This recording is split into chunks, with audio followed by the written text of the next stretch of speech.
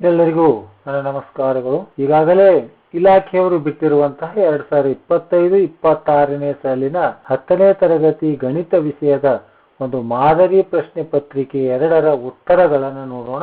ಈಗಾಗಲೇ 1ರಿಂದ 16 ಪ್ರಶ್ನೆಗಳಿಗೆ ಎಲ್ಲ ಪ್ರಶ್ನೆಗಳಿಗೆ ನಾನು ಉತ್ತರವನ್ನು ನೀಡಿದ್ದೇನೆ. ಮಾಡೆಲ್ ಕ್ವಶನ್ ಪೇಪರ್ 2 ನಲ್ಲಿ, ಮಾಡೆಲ್ ಕ್ವಶನ್ ಪೇಪರ್ 1ರಲ್ಲಿ 1ರಿಂದ ಪೂರ್ತಿ ಕಂಪ್ಲೀಟ್ ಆಗಿ 38 ಪ್ರಶ್ನೆಗಳಿಗೆ ನಾನು ಪರಿಹಾರವನ್ನು ನೀಡಿದ್ದೇನೆ.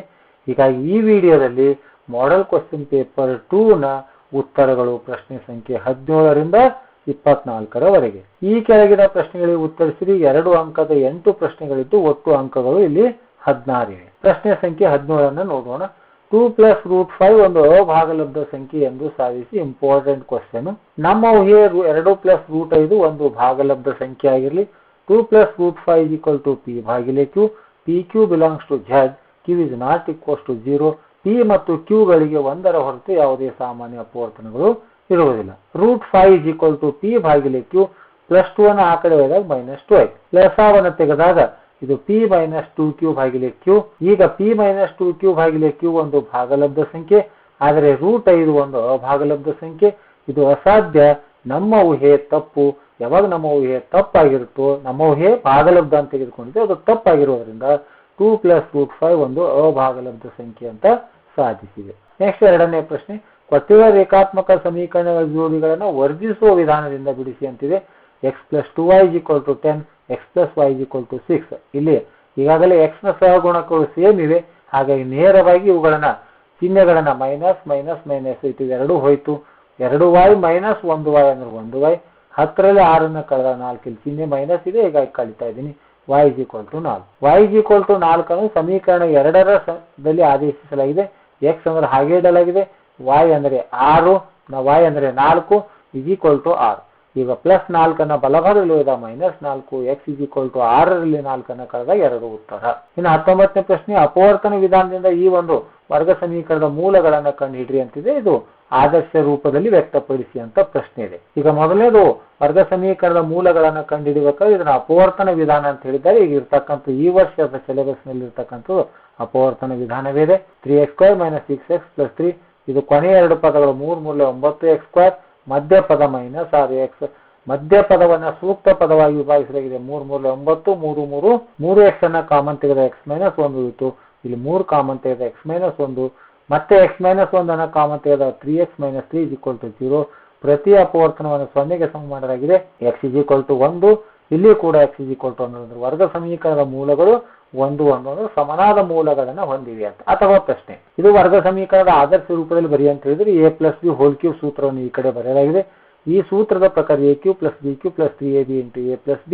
x³ - 4 ಇದೆ. x³ - +2^3 ಅಂದ್ರೆ 8.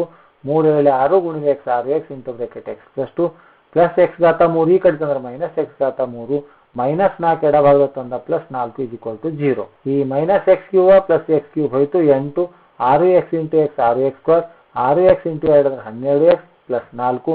ಇದನ್ನು ಆದರ್ಶ ರೂಪದಲ್ಲಿ ಬರೆದ ಫಸ್ಟ್ 6x², ಆನಂತರ x 12x, 8 + 4 ಎಷ್ಟಾಯ್ತು 12. ಇದು a² + bx + c = 0. ವರ್ಗ ಸಮೀಕರಣದ ಆದರ್ಶ ರೂಪದಲ್ಲಿ ಇದನ್ನು ಬರೆಯಲಾಗಿದೆ. ಇನ್ನು 20ನೇ ಪ್ರಶ್ನೆ. ಈ ಒಂದು ಸಮಾಂತರ ಶ್ರೇಣಿಯ ಮೊದಲ 20 ಪದಗಳ ಮೊತ್ತವನ್ನು ಸೂತ್ರದ ಸಹಾಯದಿಂದ ಕಂಡುಹಿಡಿಯಿರಿ, ಅಥವಾ ಎಷ್ಟನೇ ಪದ 47 ಆಗಿರ್ತದೆ ಎಂದು ಸೂತ್ರದ ಸಹಾಯದಿಂದ ಕಂಡುಹಿಡಿಯಿರಿ. ಮೊದಲನೇದು 6, 10, 14 ಡ್ಯಾಶ್ a 6 ಮೊದಲನೇ ಪದ. d ಅಂದ್ರೆ 10ರಲ್ಲಿ 6ಅನ್ನು ಕಳೆದ 4 ಸಾಮಾನ್ಯ ವ್ಯತ್ಯಾಸ. n ಅಂದ್ರೆ 20 ಪದಗಳವರೆಗಿನ ಮೊತ್ತ. Sn = n/2 bracket 2a + bracket n - 1 × d. n ಅಂದ್ರೆ 10 / 2, 2 × a ಅಂದ್ರೆ 6, n ಅಂದ್ರೆ 20 - 1, d ಅಂದ್ರೆ 4. 2 1 2 10 ಅಂದ್ರೆ 2 6 12, 19 4 96, ಸಾರಿ ಇದು 76. 76 + 12 ಇದು 86 ಆಗ್ತಾ ಇದೆ. ಹಾಗಾಗಿ ಇಲ್ಲಿ ನಮಗೆ 860 ಅನ್ನುವಂತ ಉತ್ತರ ಬೇಕು. ಇದನ್ನು ದಯವಿಟ್ಟು ಸರಿಪಡಿಸಿಕೊಳ್ಳಿ. 860. ಈಗ ಮುಂದಿನ ಕ್ವಶನ್. 2 7 12 ಡ್ಯಾಶ್ a ಅಂದ್ರೆ 2, d ಅಂದ್ರೆ 5, an ಅಂದ್ರೆ 47, ಆದರೆ n ಬೆಲೆ ಎಷ್ಟು? an = a + bracket n - 1 × d. an ಅಂದ್ರೆ 47, a ಅಂದ್ರೆ 2, n ಅಂದ್ರೆ ಕಂಡುಹಿಡಿಯಬೇಕಾಗಿದೆ -1 × d ಅಂದ್ರೆ 5. ಈಗ +2 ಎಡಭಾಗದಲ್ಲಿ ತಂದಾಗ -2 ಆಯ್ತು. 47ರಲ್ಲಿ 2 ಕಳೆದ 45. ಇವೆರಡರಲ್ಲಿ n - 1 × 5 ಇದೆ. × 5 ಅನ್ನು ಈ ಕಡೆ ತಂದ ಭಾಗಿಲೆ ಆಯ್ತು.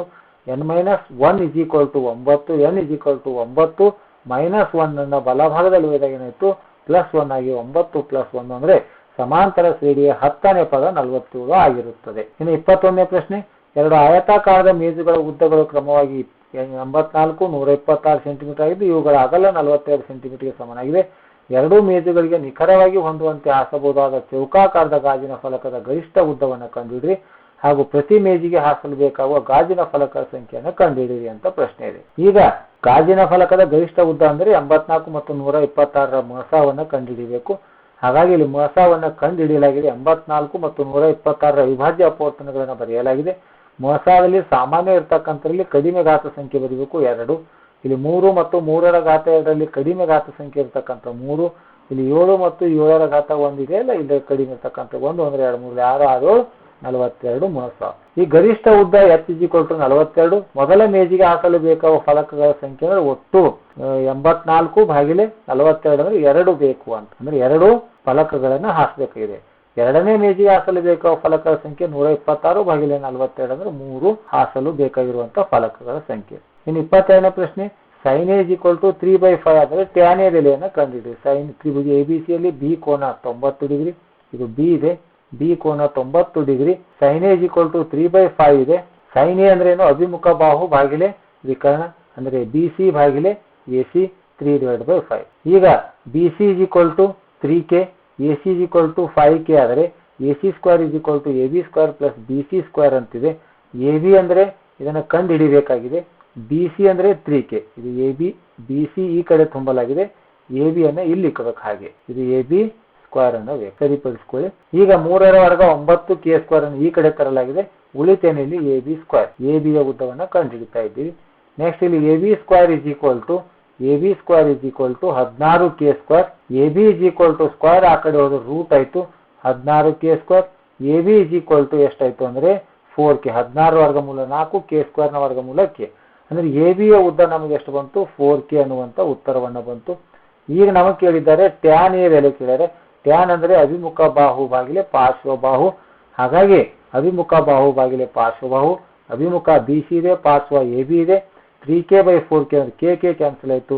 tan A = 3/4 ಅನ್ನುವಂತ ಉತ್ತರ. ಇನ್ನು 23ನೇ ಪ್ರಶ್ನೆ, 1, 6 ಮತ್ತು 4, 3 ಬಿಂದುಗಳನ್ನು ಸೇರಿಸುವ ರೇಖಾಖಂಡವನ್ನು ಆಂತರಿಕವಾಗಿ 3:1 ವಿಭಾಗಿಸುವ ಬಿಂದುವಿನ ನಿರ್ದೇಶಾಂಕ ಅಂದ್ರೆ ಇದು x1 y1 ಬಿಂದುಗಳು, ಇದು x2 y2 ಬಿಂದುಗಳು. m1:m2 = 3:1. P(x, y) ಅಂದ್ರೆ ಈ ಆಂತರಿಕವಾಗಿ ವಿಭಾಗಿಸುವ ಬಿಂದುವಿನ ನಿರ್ದೇಶಾಂಕವನ್ನು ಕೇಳಿದರೆ ಸೂತ್ರ ಈ ರೀತಿಯಾಗಿದೆ. m1 ಅಂದ್ರೆ 3, x2 ಅಂದ್ರೆ 4, m2 ಅಂದ್ರೆ 1, x1 ಅಂದ್ರೆ ಎಷ್ಟಿದೆ? ಇದು x2 ಅಂದ್ರೆ 1 ಇದೆ. m1 × x2 ಕರೆಕ್ಟ್ ಇದೆ, m1 × x2. ಆ ನಂತರ ಇಲ್ಲಿ m2 ಅಂದ್ರೆ 1 ಇದೆ, x1 ಅಂದ್ರೆ ಎಷ್ಟಿದೆ ಅಂತಂದ್ರೆ 1 ಇದೆ. ಈ 3, 4, 12, 1, 1, 1 13/4. ಅದೇ ರೀತಿ ಈ ಕಡೆ ಬೆಲೆಗಳನ್ನು ಆದೇಶಿಸಿದಾಗ P(x, y) ಬಿಂದುವಿನ ನಿರ್ದೇಶಕ 13/4, 15/4 ಅನ್ನುವಂತ ಉತ್ತರ. ಇನ್ನು 24ನೇ ಪ್ರಶ್ನೆ, O ಕೇಂದ್ರವಾಗಿರುವ ಎರಡು ಏಕಕೇಂದ್ರ ವೃತ್ತಗಳ ತ್ರಿಜ್ಯಗಳು 5 ಮತ್ತು 3 ಸೆಂಟಿಮೀಟರ್ ಇದೆ. ತ್ರಿಜ್ಯದಲ್ಲಿ ತೋರಿಸುವಂತೆ ಚಿಕ್ಕ ವೃತ್ತವನ್ನು P ಬಿಂದುವಿನಲ್ಲಿ ಸ್ಪರ್ಶಿಸುವಂತೆ ಹೇಳಿದ ದೊಡ್ಡ ವೃತ್ತದ ಜಾದ ಉದ್ದವನ್ನು ಕಂಡುಹಿಡಿ. ಅಂದ್ರೆ ಈ ಒಂದು AB ಜಾದ ಉದ್ದವನ್ನು ಕಂಡುಹಿಡಿಬೇಕಾದ್ರೆ AB ಏನಿದೆ ಅಂದ್ರೆ AP + BP. ಆದ್ರೆ AP ಮತ್ತು BP ಗಳು ಎರಡು ಸಮನಾಗಿರುತ್ತವೆ.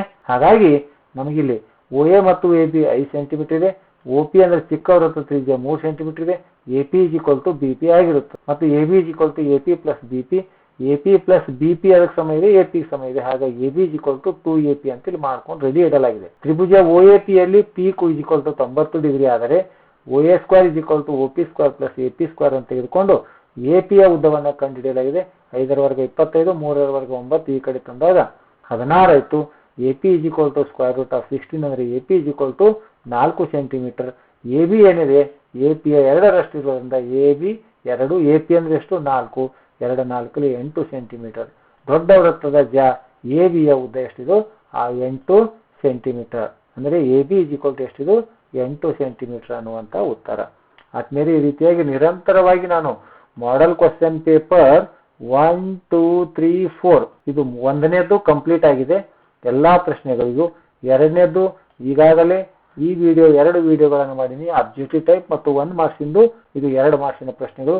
ಇದೇ ರೀತಿ ಎಲ್ಲ ಮಾದರಿ ಪ್ರಶ್ನೆ ಪತ್ರಿಕೆಗಳು 4 ಮಾಡೆಲ್ ಕ್ವೆಶ್ಚನ್ ಪೇಪರ್ಗಳನ್ನು ಉತ್ತರ ಸಹಿತವಾಗಿ ವಿವರಣೆಯೊಂದಿಗೆ ನೀಡ್ತಾ ಇದ್ದೀನಿ.